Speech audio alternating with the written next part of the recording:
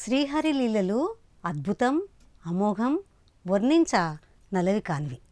మరి శ్రీహరి తన భక్తుడైనటువంటి ప్రహ్లాదుని రక్షించడానికై, హిరణ్యకశ్యపుడను రాజును చంపడానికై నరసింహావతారాన్ని ధరించాడు.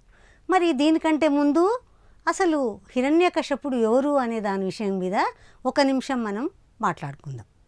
మరి శ్రీ మహావిష్ణువు వద్ద ద్వారపాలకులుగా జయ విజయులు ఉండేవారు.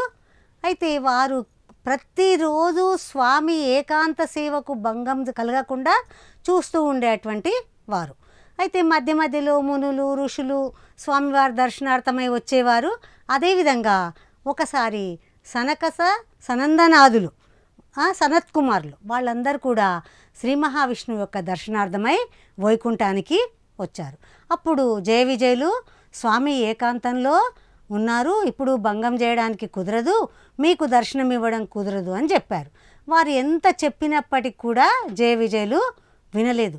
నీవు రాక్షసతత్వంతో మమ్మల్ని అడ్డగించావు కదా, మీరు రాక్షసులైపోదురు కాక, మళ్ళీ జన్మలో మీరు రాక్షసులైపోదురు కాక అని శాపం ఇచ్చారు. దానికి వాళ్ళు ఎంతో బాధపడగా శ్రీ మహావిష్ణువు వారిని దరి చేర్చుకొని, మీరు 3 జన్మలలో నాకు విరోధిగా ఉంటూ నిరంతరం నన్నే స్మరిస్తూ మీరు నాలోనే ఐక్యమవుదురు కాక అని వారికి అభయము ఇస్తాడనమాట.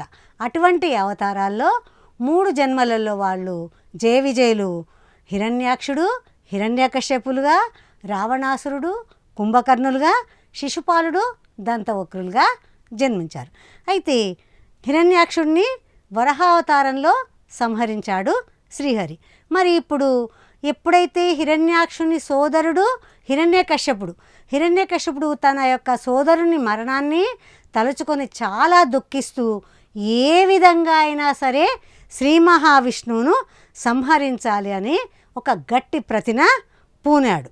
దాని కొరకు తగిన శక్తి కోసం, బలం కోసం సృష్టికర్త అయినటువంటి బ్రహ్మను గూర్చి ఘోర తపస్సు చేశాడు. ఒంటి కాలు మీద నిలబడి తపస్సు చేస్తున్న హిరణ్యకశ్యపుడి తపస్సుకు ముల్లోకాలు అల్లకల్లోలమైపోయాయి. బ్రహ్మ ప్రత్యక్షమై వరం కోరుకోమనగా సంతోషపడినటువంటి హిరణ్యకశ్యపుడు తనకు మృత్యువే లేకుండా వరమిమ్మని, ఎవ్వరి చేతుల్లోనూ ఓడిపోకుండా ఉండేటట్లు వరం ప్రసాదించమని కోరాడు.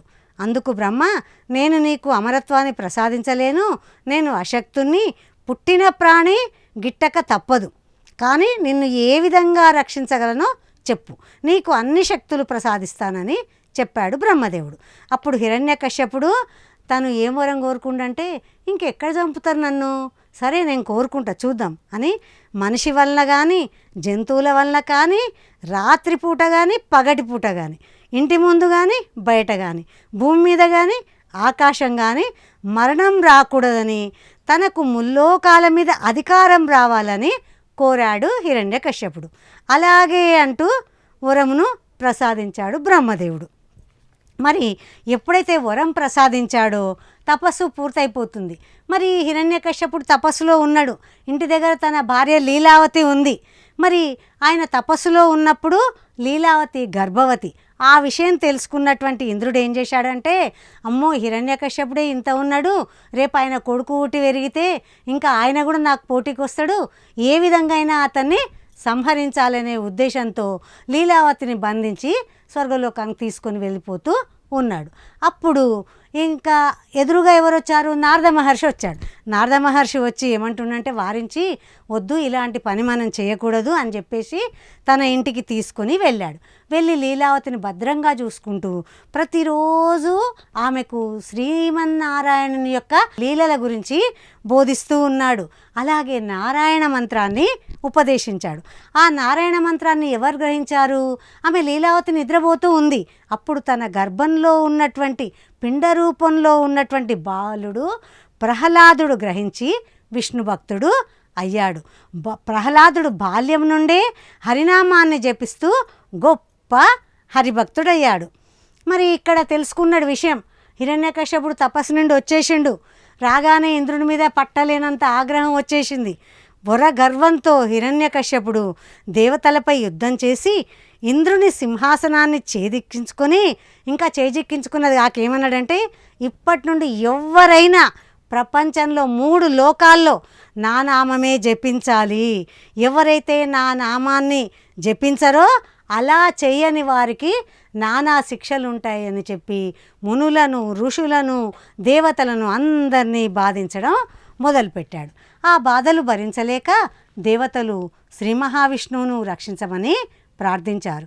దానికి శ్రీహరి, మీరెవ్వరూ భయపడవద్దు, త్వరలో హిరణ్యకశ్యపునికి ప్రహ్లాదనే కుమారుడు జన్మిస్తాడు, ఆ సమయంలో నేను హిరణ్యకశ్యపుని వధిస్తానని అభయాన్ని ఇచ్చాడు శ్రీహరి. మరి ఇప్పుడు అందరేమో శ్రీహరి నామాన్ని జపించక హిరణ్యకశ్యపుని నామాన్ని జపిస్తుండ్రు.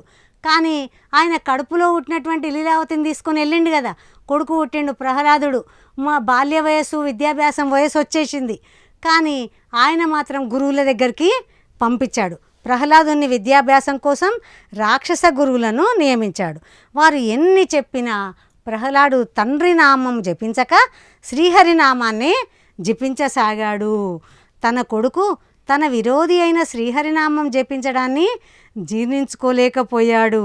శ్రీహరినామము జపం మర్పించుటకు తన కుమారుడైన ప్రహ్లాదుని ఎన్నో హింసలకు గురి చేశాడు. అయినా ప్రహ్లాదుడు మారలేదు.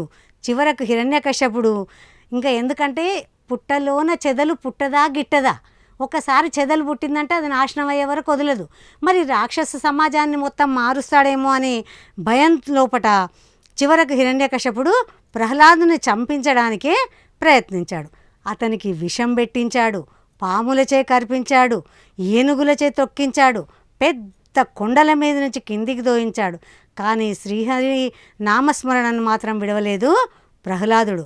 ప్రహ్లాదునికి ఎన్ని ఆపదలు వచ్చినా ఆయన భయపడలేదు. కనీసం తల్లి దగ్గరికి పోయి కూడా నన్ను బాధ పెడుతుండు నానా అని చెప్పలేదు.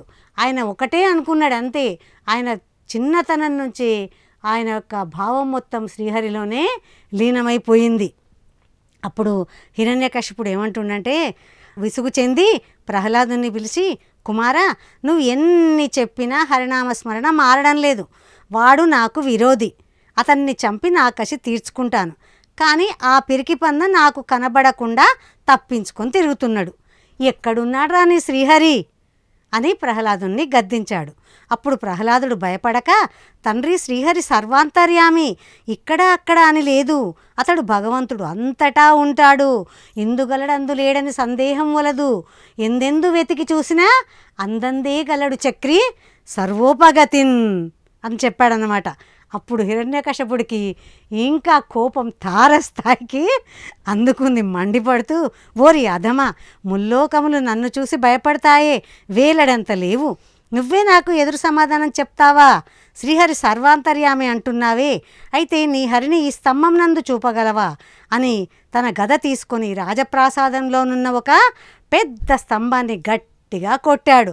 ఆ స్తంభం బద్దలై దానిలో నుండి శ్రీహరి నరసింహావతారంలో బయటికి వచ్చాడు. హిరణ్యకశ్యపుడు ఆ వింత ఆకారం చూసి, ఇది మనిషి కాదు, మృగం కాదు, మనిషి మృగం కలిసిన విచిత్రమైనటువంటి ఆకారం.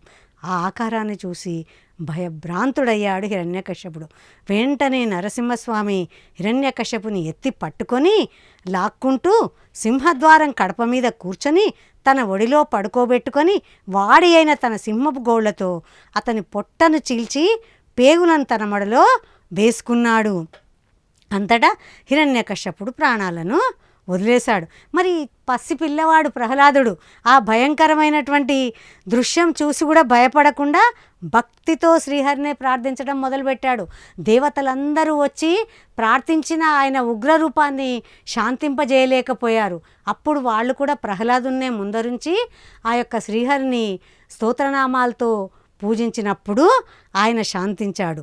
నారాయణుడు ప్రహ్లాదుని దీవించి రాక్షస రాజ్యమునకు రాజుగా పట్టాభిషేకం చేశాడు. ఈ విధంగా శ్రీహరి తన నరసింహావతారంలో దుష్టుడైన హిరణ్యకశ్యపుని వధించి దేవతలను కాపాడి మరలా స్వర్గలోక సింహాసనాన్ని దేవతల రాజైనటువంటి ఇంద్రునకు అప్పగించాడు.